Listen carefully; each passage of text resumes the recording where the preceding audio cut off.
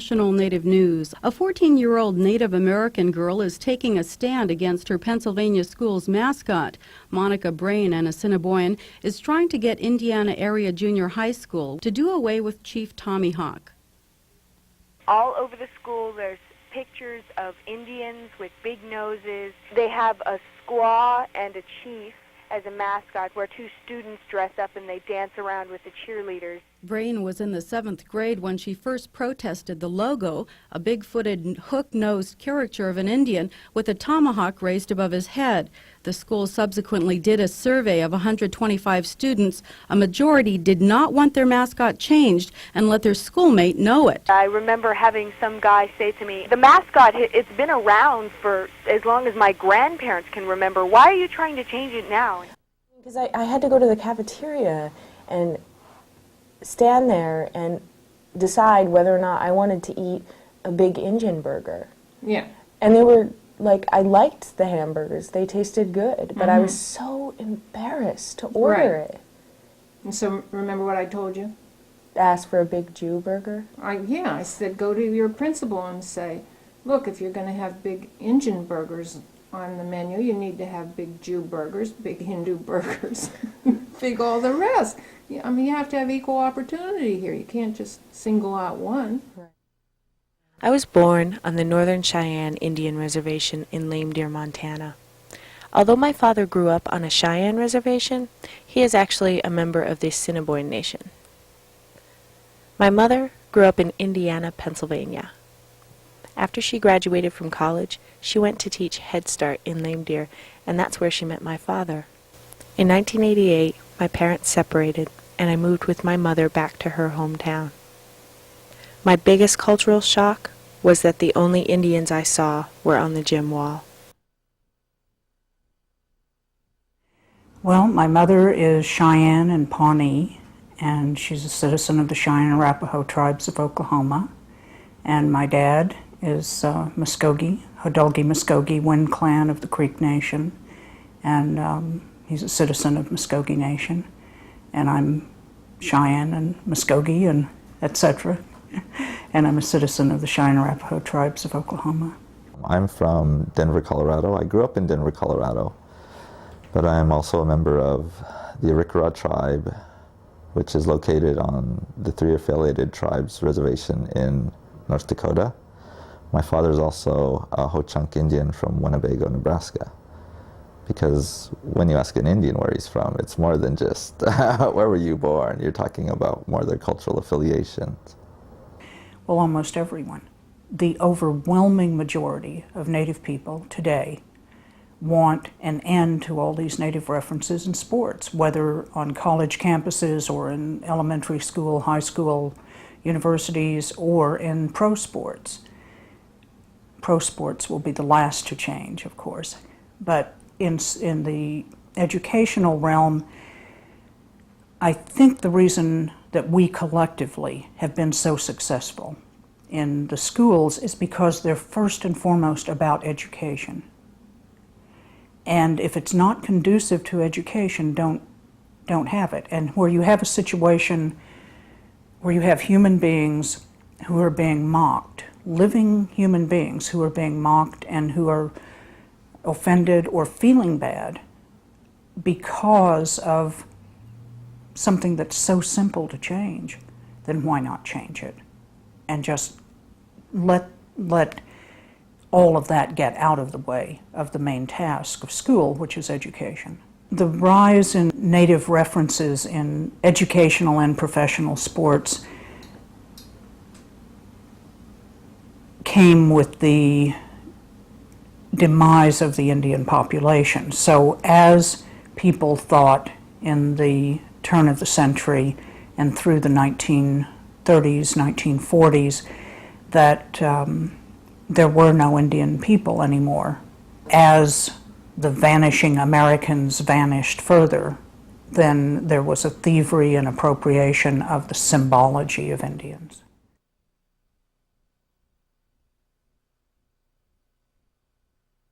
In 1930, the University of North Dakota, because of what it stands for, honor, pride, courage, courage, overcoming adversity, winning battles, chose the name Sioux. I met Al White at a protest in Cleveland.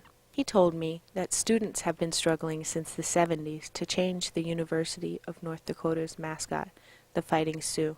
I asked him what he thought of the Fighting Sioux mascot when he first entered UND. I heard it was the Fighting Sioux, and they had this logo, and at the time I thought, well, that's pretty cool. You know, I didn't know much more about it than that.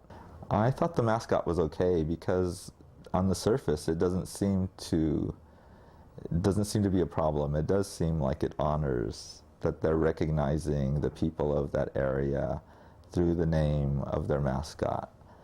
It wasn't until I spoke with other students who had been there a little longer and who had had some of the negative experience in connection with the name that I realized that it was not an honor, that it was more a trophy for the university and the people who went there than it was an honor. I had this one friend who took his boy to the basketball games, and he was asking his dad, well, Dad, how come they're saying things about us? Because he knows he's, quote, Sioux. He knows he's Lakota. And fans are hollering, Sioux suck. And he's just bewildered. He's 4 years old. And so he asked his dad, how come they're saying these things about us? And his dad can't explain it to him. So rather than have him face that every day, he just quit taking him to basketball games.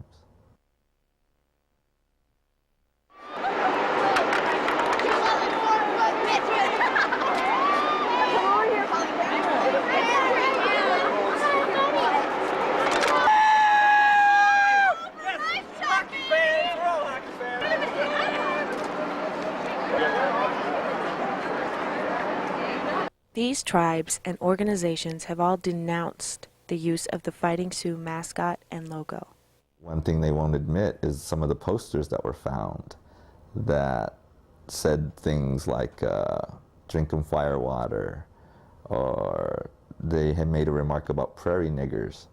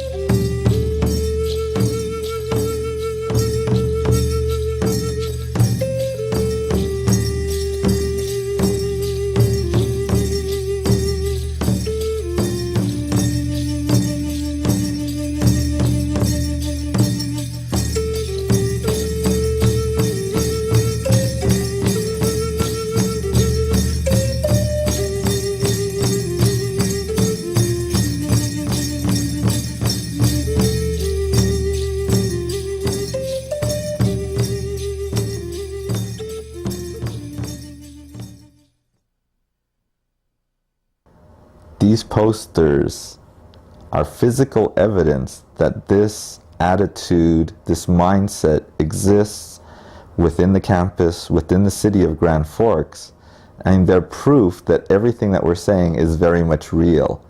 And so no matter how the university may deny it, they cannot deny the existence of these posters. So for me, they were validation in a way that maybe 100 testimonials couldn't prove. but that they're physical, concrete, and were enough to get the Department of Education's Office of Civil Rights involved in an investigation on the campus. In December 1998, UND alumni Ralph Engelstad announced he would give the university $50 million to build a new hockey arena, which eventually cost $100 million. When the university considered changing the name of the mascot from the Fighting Sioux, Ralph Engelstad wrote a letter to the president saying, "If the logo and slogan are not approved by the above-mentioned date, I will then write a letter to all contractors and everybody associated with the arena canceling their construction contracts." The very next day, the State Board of Education voted to keep the logo by unanimous consent. To the Board of Regents, to the State Board of Education, you have to be ashamed of yourselves that you would sell your soul, that you would sell your spirit for $100 million. No matter how many of these Indian head logos, and I understand there's several thousand within the building, on the entrances, on the floor, on the granite, where people will walk across the head of the symbol of the Indian. How's that for arrogance? How's that for arrogance? I'm not planning on continuing in that school, no. I've looked at my options, and the best analogy I can come up with is if I'm in a room trying to study and there's a baby crying in that room, I can't study.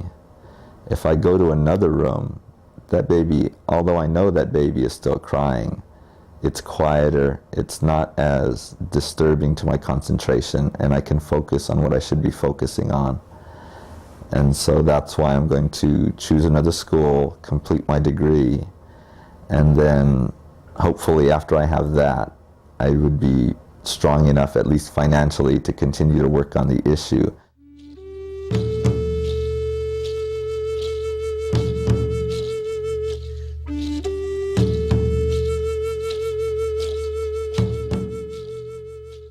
The origin of this word that this team uses is in the days of bounty hunting, when the white people commercialized scalp taking, and what they did was to pay bounties in the 1600s and 1700s for dead Indians, and the proof was in the wagons full of Indian bodies, men, women, and children, different scale, 80 cents for the men, 60 cents for the women, and 20 to 40 cents for the children. And this quickly became a transportation and storage problem for everyone concerned. And so they began paying, the bounty hunters began paying for the red skins, the bloody skins, and for the scalps. So in lieu of the whole bodies, just the skins, and in lieu of the whole skulls, just the scalps. So that's where this name originates. In 1991, Suzanne and others took the Washington football team to federal court under the Lanham Act.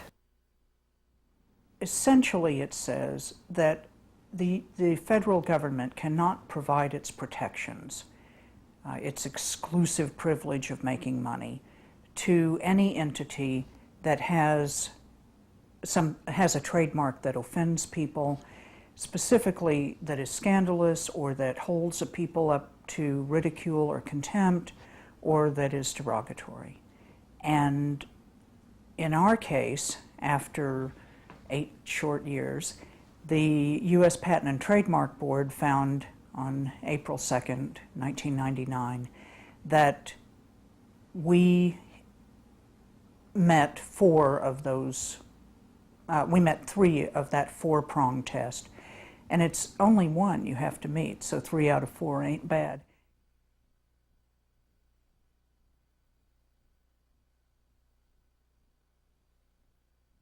It's the offended class that gets to say what the offense is. and say the nature of the offense and suggest the remedy. We are not honored. It doesn't matter what others intend to do. If we're not honored, we're not honored. That's what the Washington team lawyers have been saying, and the owners all along in our lawsuit is, we say we're offended, and they say, no, you're not, you're being honored. We say, no, we're not honored, we're offended, and they said, no, you're being honored. We say, no, we're offended, and they say, shut up, we're honoring you. 117 miles from D.C., the Washington football team has their summer training camp in Carlisle, Pennsylvania. Ironically, Carlisle was once the home of an Indian boarding school. The founder of the school was Richard Henry Pratt. Pratt's philosophy was, he liked to use the analogy of baptism when describing his methods, and he said, we like to take these children and hold them under until they're thoroughly soaked, and when they come out, they will be civilized. Suzanne, Al, and I all had relatives who were sent to Carlisle. From what I've been able to understand from the writings of the students and from their schedules and from the accounts of my grandmother and the accounts of my mother from her grandfather, would be roughly that the students were confused, that their value system was completely turned around. So speaking English beautifully was top priority. That was the best thing you could do. Second best thing you could do was to write English beautifully. And that became a prized thing. So those were the positive things. I mean, that's what they could take pride in. That's what they were rewarded for. Now, the reverse of that is the dark side of all of those boarding schools, and that was that they were beaten up for speaking their language. They were beaten up for thinking in their language. We're talking corporal punishment, beaten up with huge, heavy objects, made to be on your hands and knees and cleaning things.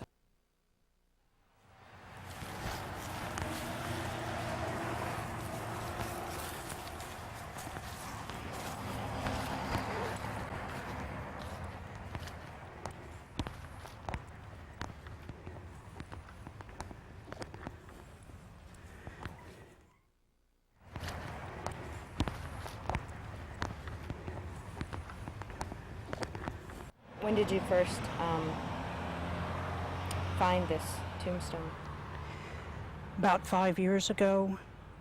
I had not been into the cemetery before, and I was so surprised. I was just laying tobacco at all the burial places where it said Cheyenne, and I never expected to see my relative there, especially since in the family they didn't know she was buried here.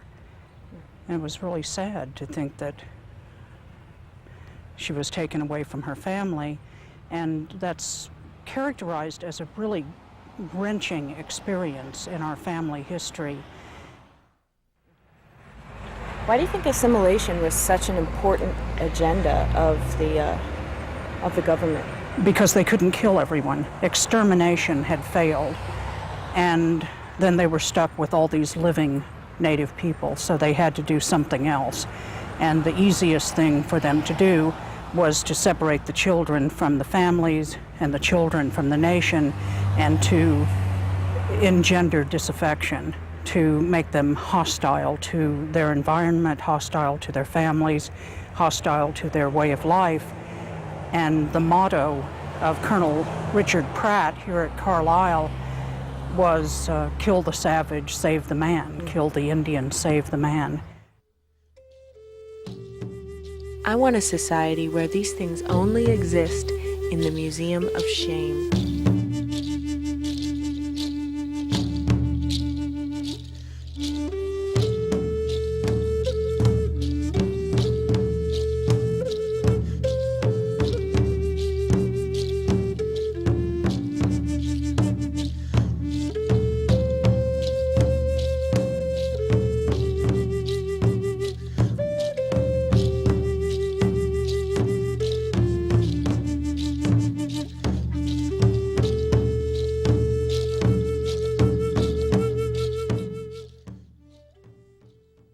It's just going to be something that people just shake their heads over and say, what were they thinking?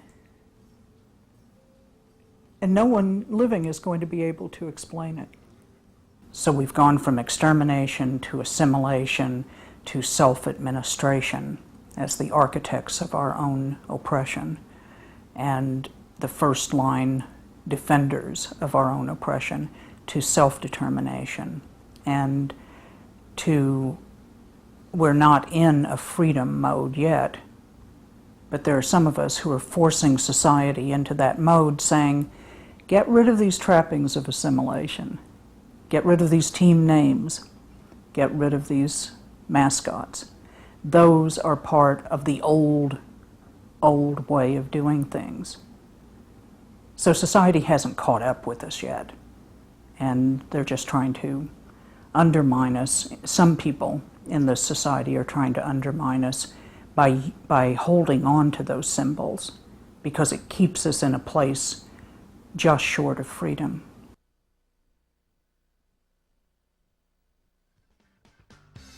You honor me, you take my name. You cheer it all throughout the game. Redskins, Braves, and Warriors.